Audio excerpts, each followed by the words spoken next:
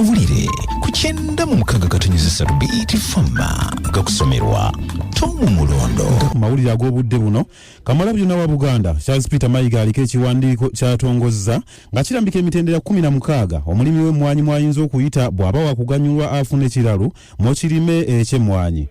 Abadde mu ssaza Mawogola ng'alambika abaayo ku nteekateeka y'emmwanyi terimba era ng'ono aliko ne pikipiki 18 zaakwasizza abalimisa b'Obwakabaka mu masaza gonna aga Buganda 18 bagende babunyise enjiri ekwata ku kirime kino amakula. Ekibiina kya NRM ekiri mu buyinza kikoze enkyukakyuka mu bakulu y'obukiiko bwa Palamenti era nga kiriko n'abapya bekiwadde ebifo. Nampala wa gavumenti Hamson Obua yalangiridde enkyukakyuka zino nga muzzo omubaka w'ennyabushozi Wilson Kajwenje asikidde Rosemary Nyakikongolo kuba ssentebe w'akakiiko ak'ebyokwerinda. Mu balala Kefa Kiwanuko wa Kibuga East asikidde Amos Kankunda ku kakiiko ak'ebyensimbi awamu n'ebifo ebirala. Mu nkyukakyuka ze zimu omubaka w'essaza erye Badege Laibi Martin Ojala Mapenduzi aweereddwa obwa ssentebe w'akakiiko akakola ku nsonga z'abakozi aba gavumenti nga kano ka kibiina ekya NRM. Ono abadde amanyiddwa ku ludda oluwabula gavumenti asooka n'alekulira ekifo kye ku kakiiko aka Public Accounts Committee akakulirwa ab'oludda oluvuganya.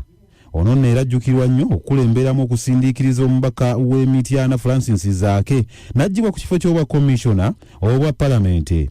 Kyokka kino kijja omubaka wa munisipali y'Ekira Ibrahim Ssemujunganda n'ategeeza nti okulondebwa kw'ono ku kakiiko aka NRM kikoleddwa bbali w'amateeka ekintu sipiika Anita Amongo kyawakanyizza ng'agamba nti Mapenduzi talina kibiina mwe yajjira kale ng'asobola okukyusa n'adda ku ludda lwonna lw'abeera ayagadde. Ssaabalamuzi wa Uganda Alfonsi Owinyi-Dollo yennyamidde olw'okufa kw'abalamuzi abagundiivu ensangi zino kyagamba nti kino kyakuleka eddibu ddene mu kitongole ekiramuzi. Mu bubaka bwa Ssaabalamuzi bw'okukungubagira abadde omulamuzi wa kkooti ensukkulumu Stella Arachi, Ssaabalamuzi agambye nti mu kaseera katono ddala eggwanga lifiiriddwa abalamuzi abagundiivu okuli Opio Oweri, Kenneth Kakulu nga ne Stella Arachi mwagendedde. Wabaddewo akasatiro ku lutindo lw'e Karuma oluvannyuma lwa Kiroole okwesoloosa mu mugga Kiyira oludda olw'e Karuma n'ababadde mu Kiroole amazzi gabatutte. Patrick Jime Okema yayogerera poliisi mu Kyoga North agamba nti ekimotoka kino kibadde kiva ku ludda lw'eggulu nga kidda Kampala wabula kiremeredde omugoba waakyo era ddereeva ategerekeseeko eri atumusiime ne taniboyi we Jofule Rushata amazzi gabatutte. We butuukidde kati nga balubbira ba poliisi okuva e Kampala bayitiddwa era balindiriddwa okulaba kye bayinza okukola. Bwe gabadde ag'enkya ya leero, nze Tomu Mulondo.